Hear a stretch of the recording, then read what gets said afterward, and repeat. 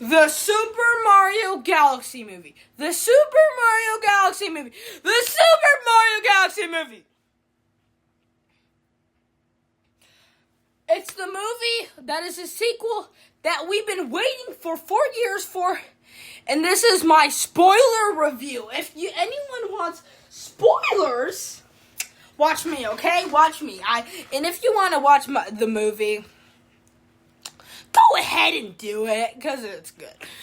I have some critiques and complaints about the movie, and then I'll get my full-on review. Let's go.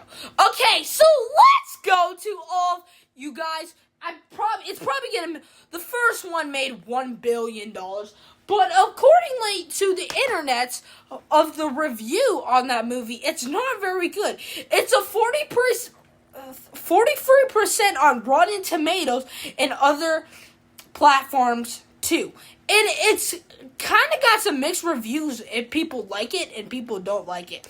And I've just got to say right myself, please, I've got to tell you right now all about this. Let's start right now. So everybody, just tell me right now. That movie deserves some edits. Like, why? Why? Would you want to start the movie off with Rosalina getting kidnapped by Bowser Jr.? Here's just what I would rather do. I want some more edits in this movie. Like the part where they're going out there. We actually need to see some more detail inside this film. Instead of what they did with that checkmark type thing with them doing with the Mario Galaxy movie. Why were they trying to find the treble pipe anyway? Except finding Yoshi.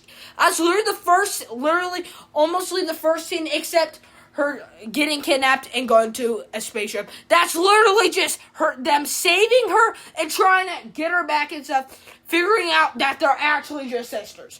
Well, let me explain it more. And what is with Bowser Jr.? I know everyone noticed it since the first trailer.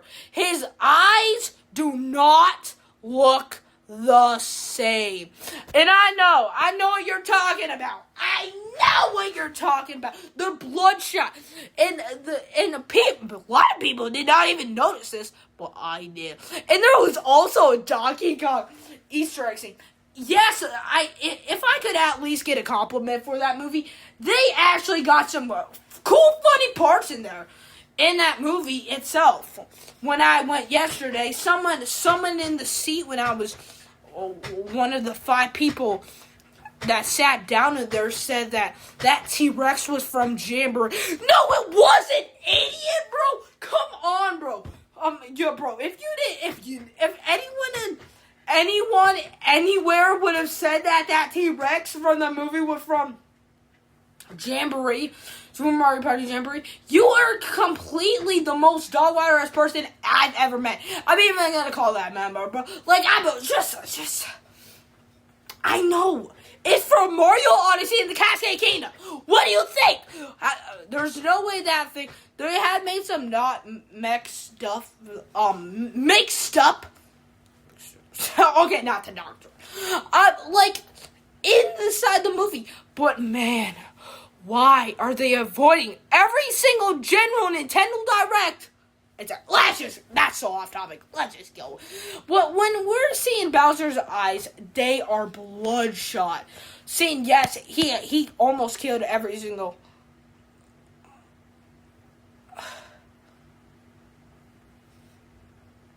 And yes. I'm just gotta say, the eyes are so bad. The movie needed more cuts. Like, yes, the movie needed more edits and stuff like that. They kind of needed a scene where they probably explain, like, why are we going to this rod pipe, whatever pipe it is, inside the movie. It would be really cool if we actually got to see that inside that real movie. It would be really cool. And just for another thing to say, like, they didn't really say. They said some of the clips, like the